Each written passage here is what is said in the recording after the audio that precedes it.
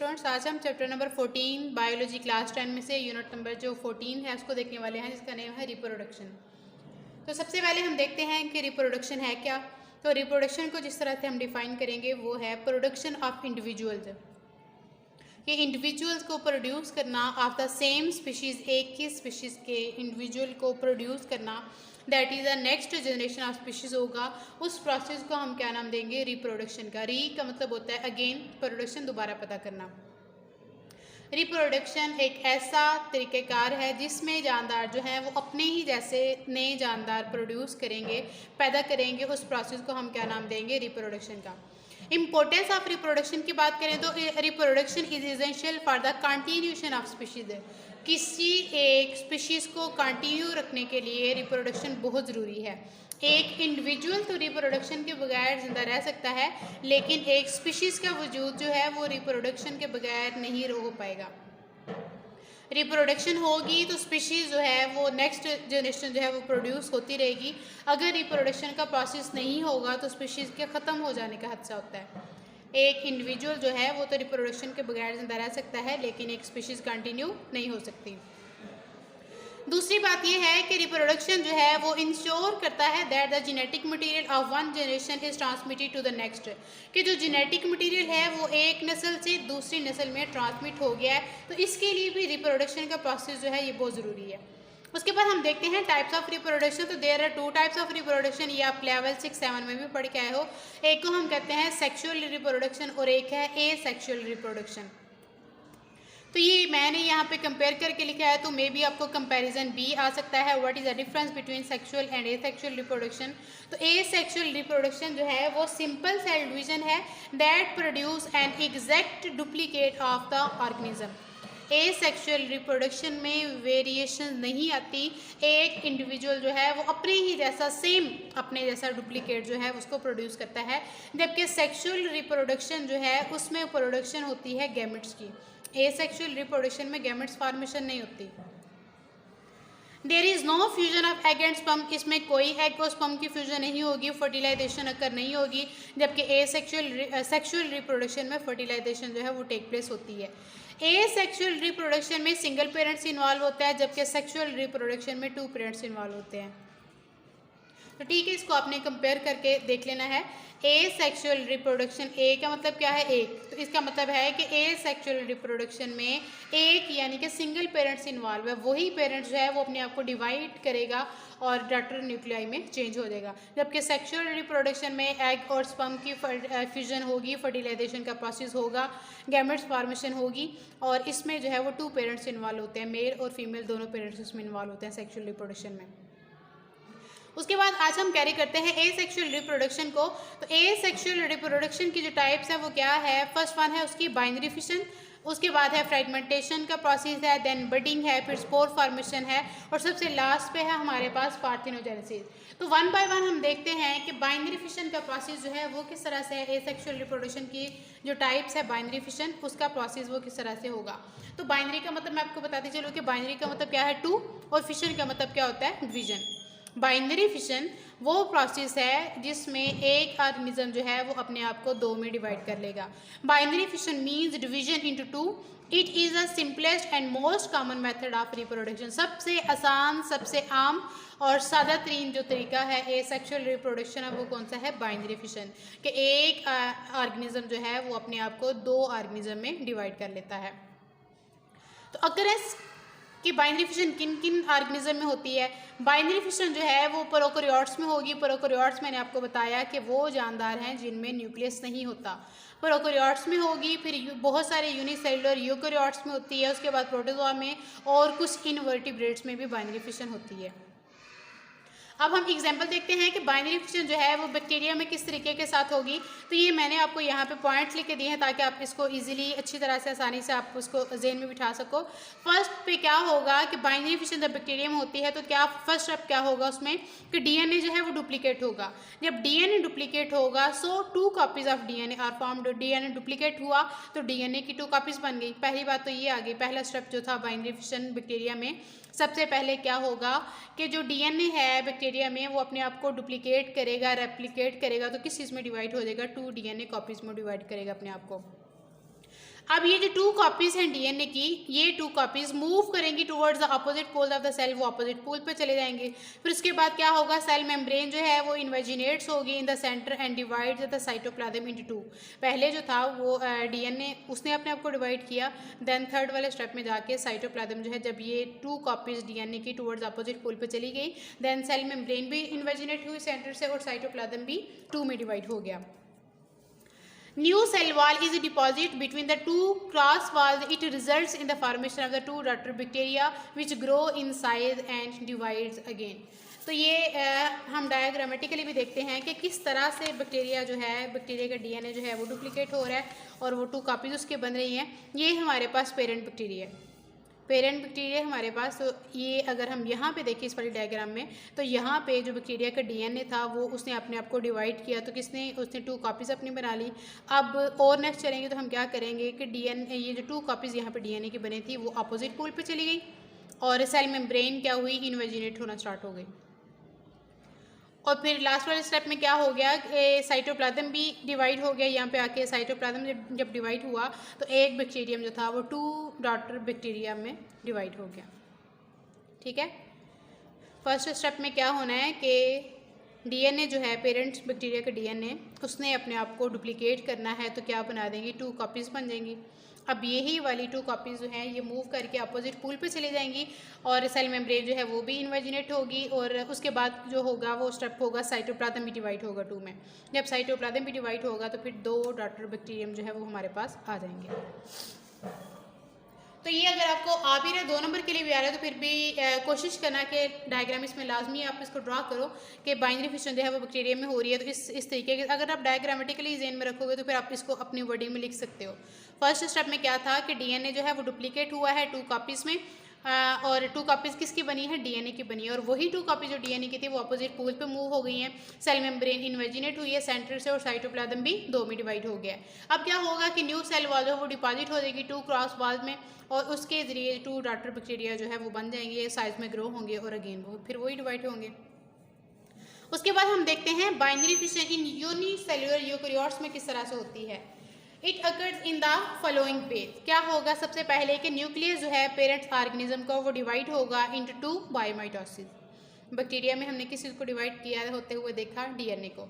तो यहाँ पे न्यूक्लियस जो है, हम जब यूकेरियोट्स की बात करेंगे तो यूकेरियोट्स में तो न्यूक्लियस होता है ना, तो यहाँ पे क्या होगा, पेरेंट्स सेल का जो न्यूक्लियस है वो डिवाइड होगा बाय माइटोसिस। तो कितने में डिवाइड हो जाएगा, 2 में डिवाइड होगा। अब अगर न्यूक्लियस डिवाइड हो गया तो फिर बाद में जो साइटोप्लाज्म है वो उसकी भी डिवीजन हो जाएगी। न्यूक्लियस की डिवाइड होने के बाद साइटोप्लाज्म भी अपने आप को डिवाइड कर लेगा 2 में। So 2 daughter cells of almost equal size are formed. 2 daughter cell जो है इक्वल साइज के वो इसमें प्रोड्यूस हो जाएंगे। उसके बाद क्या होगा कि daughter cells grow in size and then divide again. Daughter cell जो है वो ग्रो करेंगे साइज में। बिल्कुल सिंपल सा है कि न्यूक्लियस जो है पेरेंट ऑर्गेनिज्म का वो डिवाइड हो रहा है 2 में। उसके बाद साइटोप्लाज्म जो है वो डिवाइड हो रहा है। साइटोप्लाज्म डिवाइड होगा तो 2 इक्वल साइज के जो डॉटर सेल हैं वो प्रोड्यूस हो गए। डॉटर सेल जो है वो अगेन ग्रो करेंगे अपने साइज में और अगेन डिवाइड होंगे। तो ये यहाँ पे आप डायग्राम देखो, ये बाइनरी फिशन अमीबा में कि ये पेरेंट अमीबा है हमारे पास। तो यहाँ पे सबसे पहले क्या हुआ कि पेरेंट्स अमीबा का जो न्यूक्लियस है वो डिवाइड हुआ कितने में, 2 न्यूक्लियस में। उसके बाद फिर साइटोप्लाज्म भी डिवाइड हो गया इस वाले में आके। जब साइटोप्लाज्म डिवाइड हुआ 2 डॉटर सेल बन गए, तो यहाँ पे आके सबसे लास्ट वाले डायग्राम में आके दोनों डॉटर सेल जो हैं वो भी सेपरेट हो गए हैं, अलग-अलग हो गए हैं। और यही वाली डॉटर सेल जो है ये अगेन ग्रो करेंगे, साइज में बढ़ेंगे और अगेन जो है वो अपनी रिप्रोडक्शन को इसी तरह से कंटिन्यू रखेंगे। उसके बाद है थर्ड वाली हेडिंग है हमारे पास बाइनरी फिशन इन इनवर्टिब्रेट। तो बेटा ये अपने ध्यान से देखना है कि आपको बाइनरी फिशन अगर आपको डिटेल क्वेश्चन या शॉर्ट क्वेश्चन में पूछा जा रहा है तो उसके साथ वो क्या आपसे पूछ रहा है। एग्जांपल में भी वो आपसे इसी तरह से पूछ रहे हैं कि आप एक्सप्लेन करें, ऑल वे आप बता दें कि इनवर्टिब्रेट्स में भी बताएं, आप यूनिसेलुलर में भी बताएं, आप बैक्टीरिया में भी बताएं, या अगर वो 1 बाय 1 भी आपको कह रहे हैं कि बैक्टीरिया में बाइनरी फिशन का प्रोसेस बता दें तो आपको सिर्फ बैक्टीरिया का लिखना पड़ेगा, साथ में आप डायग्राम ड्रा करोगे। अगर वो आपको यूनिसेलुलर यूकेरियोट्स का पूछ रहा है तो फिर आप अमीबा की वहाँ पे डायग्राम ड्रा करो, उसकी एग्जांपल दो। अगर वो आपको इनवर्टिब्रेट्स का पूछ रहा है तो फिर आप प्लेनेरिया की एग्जांपल यहाँ पे दे दो। तो बाइनरी फिशन इन इनवर्टिब्रेट्स में क्या है, हम किसकी एग्जांपल ले रहे हैं, हम यहाँ पे बहुत सारे एकाइनोडर्म और प्लेनेरिया की एग्जांपल लेंगे। During this asexual reproduction body is cut into the two halves. यहाँ पे सिंपली है, कोई न्यूक्लियस की डिवीजन नहीं है, कोई यहाँ पे डीएनए डिवाइड नहीं हो रहा, एक ऑर्गेनिज्म का बॉडी जो है वो अपने आप को टू हाल्व में कट कर लेगा and the missing body parts are regenerated in both halves. तो ये रीजनरेशन का प्रोसेस जो है ये भी बायोमाइटोसिस के जरिए ही होगा। तो यहाँ पे जो भी बॉडी पार्ट का लॉस्ट है, अगर वो हेड वाला रीजन है तो टू वाला रीजन जो है वो अपने आप को रीजनरेट कर लेगा। पेरेंट्स बॉडी जो है वो अपने आप को टू हाल में कट करेगा और बाद में फिर जो मिसिंग पार्ट होंगे बॉडी के वो गेन रीजनरेट हो जाएंगे। एग्जांपल हमारे पास क्या है, प्लेनेरिया एंड मैनी एकाइनोडर्म्स है। तो ये था हमारा फर्स्ट वाला मेथड एसेक्सुअल रिप्रोडक्शन का, बाइनरी फिशन। उसके बाद हम देखने वाले हैं फ्रेगमेंटेशन। तो फ्रेगमेंटेशन भी एक सिंपल और कॉमन जो है एसेक्सुअल रिप्रोडक्शन का पाथ है। तो देखते हैं कि फ्रेगमेंटेशन है क्या। इन फ्रेगमेंटेशन सर्टेन वर्म्स जो हैं वो ग्रो होंगे फुल साइज, दे स्पॉन्टेनियसली ब्रेकअप इंटू 8 और 9 पीसेस। तो वो अपने आप को 8 या फिर 9 पीसेस में अपने आप को अचानक से कट कर लेंगे। सबसे पहले क्या होगा कि वर्म्स जो होंगे वो ग्रो होंगे फुल साइज। जब उनका साइज जो है वो अपने आप को फुल वो ग्रो कर लेंगे, ग्रोथ उनकी कंप्लीट हो जाएगी, तो अचानक अपने आप को 8 या 9 पीसेस में डिवाइड कर लेंगे। Each piece develop into a mature worm, और वो उनमें से फिर एक पीस जो है, यानी कि यहाँ पे हम ये कह सकते हैं कि एक पेरेंट से 8 या फिर 9 जो है वो न्यू डॉटर वर्म जो है वो बन रहे हैं। तो यहाँ पे क्या होगा, ये जो 8 और 9 पीसेस में उसने अपने आप को कट किया, ब्रेक किया है, उसका हर पीस जो है वो डेवलप होगा into a mature worm. This process is repeated, और ये प्रोसेस जो है ये अगेन एंड अगेन चलता रहेगा। तो एग्जांपल हम यहाँ पे भी प्लेनेरिया के लेंगे कि अगर प्लेनेरिया अपने आप को दो पीसेस में डिवाइड होने के बजाय अगर वो अपने आप को 8 या 9 पीसेस में भी करता है, तो फिर हम उसको क्या नाम देंगे, फ्रेगमेंटेशन का नाम देंगे। अगर वो 2 में कर रहा है तो फिर वो बाइनरी कब आएगा कि बाइनरी का मतलब 2 है, फिर हम उसको बाइनरी फिशन में स्टडी करेंगे। तो अगर वो अपने आप को 8 या 9 पीसेस में डिवाइड कर रहा है तो फिर हम उसको फ्रेगमेंटेशन कहेंगे इस प्रोसेस को। और प्लेनेरिया की एग्जाम्पल हम यहाँ पे भी देखेंगे। If the planaria break into many pieces instead of 2, it will also be called as fragmentation. उसके बाद एक हमारा प्रोसेस है यहाँ पे थर्ड वाला, बडिंग। पहले हमने बाइनरी फिशन को देखा, फिर फ्रेगमेंटेशन को देखा, और थर्ड वाला जो पार्ट है वो एसेक्सुअल रिप्रोडक्शन है, वो कौन सा है, budding. In budding a bud develops at a small outgrowth on parents body. कोई भी पेरेंट्स प्लांट है या कोई ऑर्गेनिज्म है तो वहाँ पे पेरेंट्स बॉडी की आउटग्रोथ, स्मॉल आउटग्रोथ होगी। उस आउटग्रोथ को, स्मॉल आउटग्रोथ को हम बड का नाम देंगे। तो जिस प्रोसेस में ही होगा उस प्रोसेस को हम बडिंग का नाम देंगे। This bird letters on develop into a new organism. ये वाली जो स्मॉल बर्ड यहाँ पे आउट ग्रोथ बनेगी पेरेंट्स बॉडी पे, वो बर्ड जो है बाद में क्या होगी, डेवलप हो जाएगी, अपने आप को कर लेगी किसमें, न्यू ऑर्गेनिज्म में। तो एग्जाम्पल हम देखते हैं budding in yeast. In yeast a small bud is formed on one side of the cell. एक साइड पे स्मॉल बर्ड जो है यीस्ट में वो पैदा होनी शुरू हो जाती है। न्यूक्लियस ऑफ द सेल जो है वो डिवाइड होगा and one of the daughter nuclei is passed into the bird. तो एक न्यूक्लियाई जो है वो बर्ड में चला जाएगा, बाकी एक पेरेंट्स प्लांट में रहेगा, और एक जो डॉटर न्यूक्लियाई है वो किस में चला जाएगा, पास होके बर्ड में चला जाएगा। Parent cells may form more than one bud at a time. अगर तो न्यूक्लियाई जो है वो काफ़ी न्यूक्लियोलाई में, डॉटर न्यूक्लियाई में जो है वो अपने आप को चेंज कर रहा है, तो फिर पेरेंट सेल की में बर्ड की फॉर्मेशन जो है वो एक से ज़्यादा भी हो सकती है। तो फिर वही वाला न्यूक्लियस जो है वो हर बर्ड में चला जाएगा। Each bird in large and may separate from the parent body. Her bird जो है वो इन लार्ज होगी और फिर पेरेंट बॉडी से वो अलग हो जाएगी, सेपरेट हो जाएगी। और कुछ केसेस में ये बर्ड जो हैं ये सेपरेट नहीं भी होती पेरेंट्स से, तो इसके नतीजे में colonies of individual are formed. फिर हम उसको क्या नाम देंगे, कॉलोनीज का नाम देंगे। कि इंडिविजुअल कॉरल्स की एग्जांपल देख लें, हम हाइड्रा की एग्जांपल देखें तो इसमें भी हाइड्रा का जो प्लांट है वो अपने आप को, जब बर्ड जो है वो डिटैच नहीं होती फ्रॉम पेरेंट्स में, तो फिर क्या है, कॉलोनीज जो हैं वो फॉर्मेशन होती हैं, कॉलोनीज की फॉर्मेशन होती है यहाँ पे। उसके बाद हम देखते हैं budding in a sponge. A small bud is formed on the side of the bodies of these organisms by mitosis। Mitosis के ज़रिए एक स्मॉल बर्ड जो है इन ऑर्गेनिज्म के स्पंज या हाइड्रा के बॉडीज़ की एक साइड पे स्मॉल बर्ड जो है वो उसकी आउटग्रोथ होती है। This bud enlarge by the formation of more cells. अब इसमें बहुत सारे सेल जो है वो बनेंगे तो बर्ड क्या हो जाएगी, इन लार्ज हो जाएगी। It then detached from the parent's body and grow into a new organism। वो फिर क्या होगी, पेरेंट्स बॉडी से डिटैच हो जाएगी, अलग हो जाएगी, और न्यू ऑर्गेनिज्म जो है वो ग्रो होगा। जो कि हम हाइड्रा में देखते हैं। But in corals the birds do not detach and found big colonies. अगर हम कॉरल्स की एग्जांपल यहाँ पे लें तो बर्ड जो है वो पेरेंट प्लांट से अलग नहीं होगी, तो क्या चीज़ बना लेगी, कॉलोनीज को बना लेगी। तो ये आप देखें ज़रा यहाँ पे यीस्ट की अगर हम एक एग्जांपल लेते हैं तो यहाँ पे ये एक हमारे पास पेरेंट्स यीस्ट है। तो पेरेंट्स यीस्ट में क्या चीज़ हुई है, प्रोड्यूस, ये एक बर्ड प्रोड्यूस हो गई है। बर्ड प्रोड्यूस होने के बाद न्यूक्लियस जब वो डिवाइड हुआ, न्यूक्लियस 2 में डिवाइड हो गया, तो यहाँ पे एक और जो है वो न्यूक्लियस जो है वो मूव करके कहाँ पे जा रहा है, बर्ड में जा रहा है। तो एक और यहाँ पे बर्ड के फॉर्मेशन हो गया। हमने ये भी पढ़ा था यीस्ट के एग्जाम्पल में कि यहाँ पे एक से ज़्यादा बर्ड जो है वो बन सकती है। उसके बाद एक और है हमारे पास यहाँ पे एसेक्सुअल रिप्रोडक्शन का मेथड, जिसका नेम है स्पोर फार्मेशन। स्पोर फार्मेशन ज़्यादातर जो है वो फंजाई में देखी जाती है। और ये स्पोर फार्मेशन हम अभी जो एग्जांपल ले रहे हैं, हम यहाँ पे राइजोपस की एग्जांपल ले रहे हैं कि राइजोपस में स्पोर फार्मेशन किस तरीके के साथ होगी।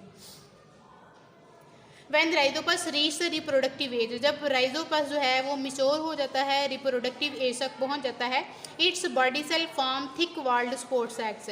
तो इसके बॉडी के सेल जो हैं वो फॉर्म कर लेंगे किस चीज़ को, थिक वॉल्ड, यानी कि बहुत गहरी जो है वो वॉल बना लेंगे स्पोर सैक्स की। उस स्पोर सैक को हम क्या नाम देंगे, स्पोरिंजिया का। राइजोपस जब रिप्रोडक्टिव एज में पहुंचेगा तो इसके बॉडी सेल जो हैं वो थिक वॉल की फॉर्मेशन कर लेंगे स्पोर सैक की। उस स्पोर सैक को हम क्या कहेंगे, स्पोरिंजिया कहेंगे। इनसाइड स्पोरिंजिया जो है वो प्लूरल है यहाँ पे।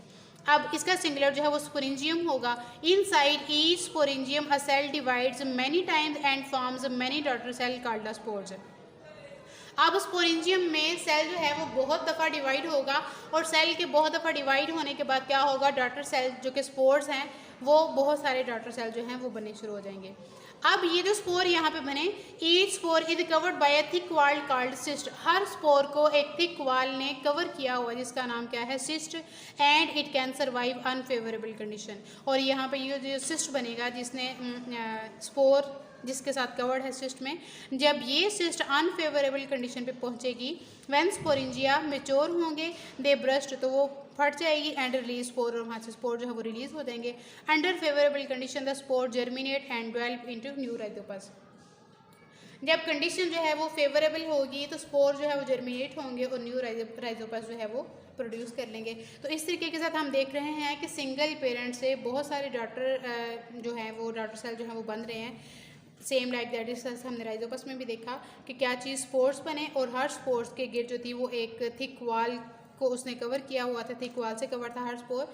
और जब वो स्पोरिंजिया जो था वो मिच्योर हुआ तो वो क्या हुआ, ब्रस्ट हुआ, और उसने स्पोर को रिलीज़ कर दिया। तो जब भी फेवरेबल कंडीशन आएगी तो स्पोर जो हैं वो जर्मिनेशन होंगे और अपने आप को डेवलप कर लेंगे इनटू द न्यू राइजोपस। अगर हम, ये तो थी स्पोर फार्मेशन राइजोपस में। अगर हम स्पोर फार्मेशन देखें बैक्टीरिया में तो वो किस तरीके के साथ होगी, under favourable condition some species of bacteria reproduce by forming spore. Favourable condition जब होती है तो कुछ बैक्टीरिया जो है, कुछ बैक्टीरिया की स्पीशीज़ जो है वो अपने आप को रिप्रोड्यूस करती है स्पोर की फॉर्मेशन करते हुए। एग्जांपल में क्लास्ट्रोडियम है और बेसिलस स्पीशीज़ है यहाँ पे। एंडोस्पोर्स क्या होते हैं, bacterial spore are also thick walled. Bacterial spore जो है राइजोपस में भी हमने देखा कि वो थिक वॉल था। अगर हम यहाँ पे बैक्टीरियल स्पोर्स की बात करेंगे तो बैक्टीरियल स्पोर जो हैं वो भी क्या है, थिक वॉल्ड हैं। They are formed inside bacterial cell, तो वो बैक्टीरियल सेल के अंदर बनते हैं। सो आर कॉल्ड एंडोस्पोर, इस वजह से हम उसको एंडोस्पोर कहते हैं। अगर आप ये देखो डायग्राम, तो ये हमारे पास ये बैक्टीरियम सेल था, तो यहाँ पे क्या चीज़ प्रोड्यूस होगी, ये थिक वॉल बैक्टीरियल स्पोर जो है वो थिक वॉल्ड हैं, और इन्होंने अपने अंदर जो थी वो सेल जो प्रोड्यूस किए उसको हमने क्या नाम दिया, एंडोस्पोर्म का नाम दिया। अगेन फिर इसमें जो थी वो जर्मिनेशन होगी तो अगेन जो है वो बैक्टीरियम का सेल प्रोड्यूस हो जाएगा यहाँ पे। तो ये थे हमारे सारे के सारे पैटर्न जो कि सेक्सुअल रिप्रोडक्शन के मेथड थे सारे, जो कि हमने वन बाय वन सबको देखा। ये आप लोग एज अ शॉर्ट क्वेश्चन के तौर पे भी करोगे, और अगर आपको लॉन्ग क्वेश्चन में पूछा जा रहा है तो फिर आप उसको डायग्रामेटिकली लाजमी देखो। डायग्राम आपने अमीबा की भी देखनी है, बैक्टीरिया की है, हाइड्रा की एग्जांपल है, प्लेनेरिया की आप फ्रेगमेंटेशन में भी दे सकते हो, और अगर प्लेनेरिया अपने आप को 2 में डिवाइड करे तो फिर आप उसकी एग्जाम्पल जो है वो बाइनरी फिशन में भी रख सकते हो। नेक्स्ट इंशाल्लाह कमिंग वीडियोस में हम वेजिटेटिव प्रोपगेशन को डिफाइन करेंगे और उसको देखेंगे आर्टिफिशियल वेजिटेटिव प्रोपगेशन, क्योंकि नेचुरल वेजिटेटिव प्रोपगेशन जो है वो आपके सिलेबस में भी इंक्लूड नहीं है, इसलिए हम अभी आर्टिफिशियल वेजिटेटिव प्रोपगेशन को देखेंगे। तब तक अपना ख्याल रखिएगा। अल्लाह हाफिज़।